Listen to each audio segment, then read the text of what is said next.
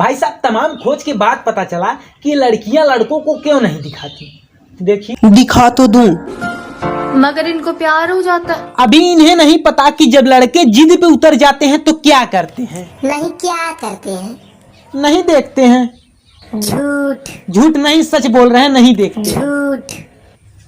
अरे विश्वास नहीं तो देख लो भाई साहब।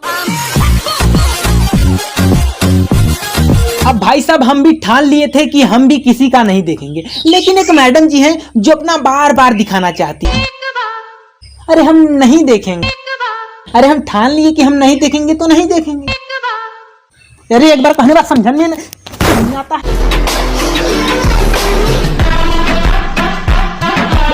अपने ना दिखाने वाले चीज को भी दिखाना एक प्रकार से टैलेंट है। इस चीज को दिखाकर अच्छे से अच्छे ज्यादा से ज्यादा फॉलोअर ला रही हैं, ज्यादा से ज्यादा सब्सक्राइबर ला रही हैं, ये भी एक प्रकार से टैलेंट ही है भाई साहब।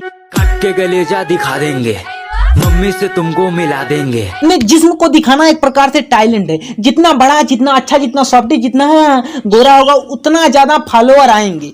हाँ भाई